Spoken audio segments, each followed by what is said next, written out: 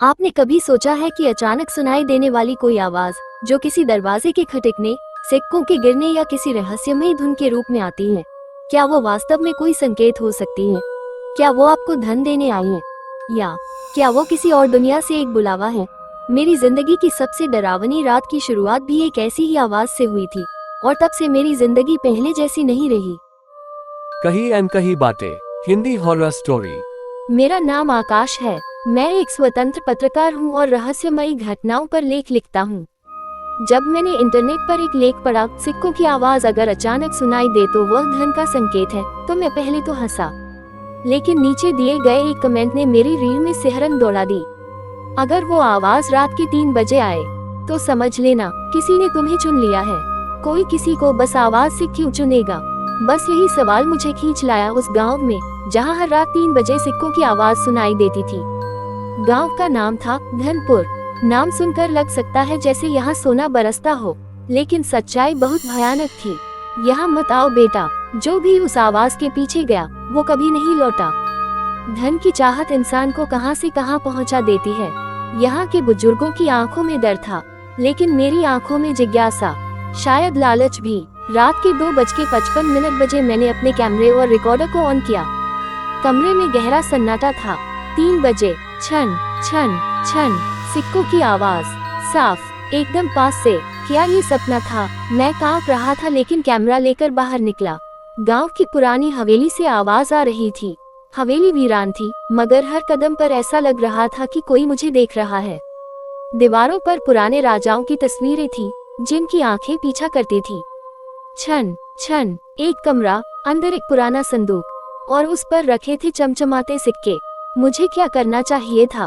छूता, छोड़ देता। मैंने एक सिक्का उठाया, और तभी दरवाजा बंद, अंधेरा, सांसें तेज, और फिर आवाज आई, धन चाहता है तो कीमत चुकानी होगी। एक महिला की आत्मा मेरे सामने प्रकट हुई, सफेद साड़ी, जलते हुए लाल नेत्र। उसने बताया कि वो राजकुमारी रत्नमाला थी, जिसे लालची दरबारियों ने जिंदा उसी संदूक में बंद कर दिया था। मैंने शाप दिया, जो भी मेरे सिक्के छुएगा उसका भाग्य तो खुलेगा, मगर वो मेरी कैद का हिस्सा बन जाएगा। अब मैं क्या करूं? मैंने एक सिक्का ही तो उठाया था। उसने मुझे एक प्रस्ताव दिया, अगर मैं एक और लालची व्यक्ति को यहाँ लाऊं तो मैं आजाद हो सकता हूँ। मैं वापस लौटा, लेकिन अब मेरा जीवन बदल गया था। मेरी बैंक अकाउंट में अचानक करोड़ों रुपए आ गए। लोग मुझे लकी आकाश कहने लगे, लेकिन मेरी रातें डरावनी थी। हर रात वो आवाज, वो चेहरा, वो सौदा। क्या मैं किसी और को उस हवेली में ले जा सकता था? मैं ऐसा कर भी सकता हूँ, किसी को उस शाप में फंसाना। मैंने गांव के मंदिर में जाकर प्रायश्चित करने की कोशिश की। पुजारी ने कहा, जिसके पास धन की आवाज आती है वह धन नहीं, एक श्राप लेकर चलता है। तूने अगर मोचन नहीं किया तो आत्मा तुझे हमेशा के लिए अपने पास बुला लेगी। मैंने निर्णय लिया, मैं वापस हवेली जाऊंगा, उस आत्मा से अंतिम बार मिलूंगा। मैं रात 3 बजे हवेली में पहुंचा। आत्मा इंतजार कर रही थी। किसे लाया है? किसे मेरी जगह दोगे? मैंने कहा, खुद को। मुझे आजाद नहीं चाहिए, मैं इस कहानी को खत्म करने आया हूँ। आत्मा ने चुपचाप देखा, और पहली बार उसकी आंखों से आंसू निकले। कई सालों में पहली बार किसी ने स्वार्थ से परे सोचा, तू आजाद है, और मैं भी। वो रोशनी में बदल गई, और हवेली ढह गई। मैंने सोचा था कि सब खत्म हो गया। हवेली ढह गई थी, आत्मा को मुक्ति मिल गई थी। मैंने अपने लेख में सब कुछ लिखकर पोस्ट कर दिया, धन की आवाज एक श्राप या वरदान। लाखों लोगों ने पढ़ा। कुछ ने मुझे झूठा कहा, कुछ ने कहा बहुत सिनेमैटिक है। लेकिन एक दिन एक मेल आया। सब्जेक्ट, मैंने भी वो आवाज सुनी है। मेल में सिर्फ एक लाइन थी। रात 3 बजे मेरे कमरे में भी छन छन छन सुनाई दी। क्या ये वही था? मैं कांप गया। जवाब भेजा, कहाँ रहते हो? उत्तर आया, रांची, झारखंड। मैं बिना समय गंवाए रांची पहुंचा। वहाँ एक पुरानी कोठी थी, लाहिरी हवेली। स्थानीय लोगों ने बताया, साहब वहाँ मत जाए, वो आवाज अब और भी खतरनाक हो चुकी है। किसी और आत्मा ने अब उसे अपना माध्यम बना लिया है। रात को मैं उस हवेली में गया, ठीक 2:55 पर। मगर अब आवाज केवल सिक्कों की नहीं थी। अब वो किसी के रोने, कभी बच्चों के हंसने, और कभी किसी के गाने की बन चुकी थी। छन छन, हा हा हा हा, चलो खेलने। सीरियसली, अब ये क्या है? मुझे एक पुरानी डायरी मिली, लाहिरी बाबू की। उसमें लिखा था, हर वो आत्मा जो धन के लालच में मारी गई अब उस आवाज का हिस्सा बन चुकी है। अब वो सिर्फ एक आत्मा नहीं रही, वो एक मंडली है और वो आवाज एक दरवाजा बन चुकी है जीवन और मृत्यु के बीच। अब मुझे समझ आया, पहली आत्मा की मुक्ति से मैंने उस दरवाजे को खोल दिया था।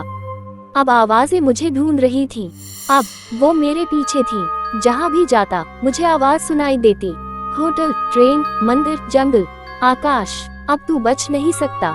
कई बार लगा कि पागल हो जाऊं। एक रात तो मेरे कमरे की दीवारों से खून बहने लगा। क्या ये सब मेरे अंदर का भ्रम है या वो वाकई बाहर है? काशी में मुझे एक अघोरी साधु मिले, महागुरु अग्निनाथ। उन्होंने मेरी आंखों में देखा और कहा, धन की आवाज अब तुझसे जुड़ चुकी है, तू उसकी चाबी है। अगर तू मर गया तो आवाज दुनिया में फैल जाएगी, लेकिन अगर तू फिर उसी स्थान पर जा सके जहाँ पहली बार वो आत्मा मिली थी और वहाँ मोक्ष चक्र पूरा कर सके, तो आवाज हमेशा के लिए बंद हो सकती है। और अगर मैं असफल हुआ तो तू आवाज बन जाएगा। मैं वापस गया धनपुर। अब वहाँ सिर्फ राख थी, मगर हवेली का एक हिस्सा रहस्यमयी रूप से अब भी खड़ा था।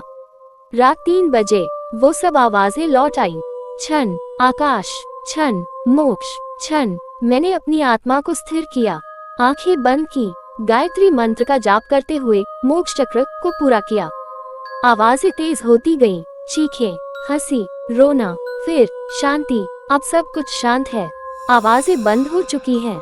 मेरे जीवन में अब धन नहीं है, लेकिन मैं जिंदा हूँ, सचमुच जिंदा। लेकिन एक दिन मुझे एक छोटा बच्चा मिला जो मुझे देखकर बोला, अंकल, कल रात मेरे कान में किसी ने कहा, क्षण क्षण क्षण, क्या तुम सोचते हो ये सब खत्म हो गया?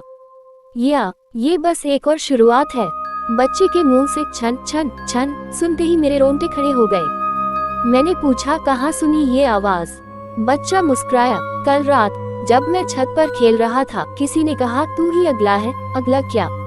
मुझे समझ में आ गया, मोक्ष चक्र अधूरा था। मैंने आत्मा को चैन नहीं दिया था, मैंने केवल दरवाजा थोड़ी देर के लिए बंद किया था, पर अब वो दोबारा खुल चुका था।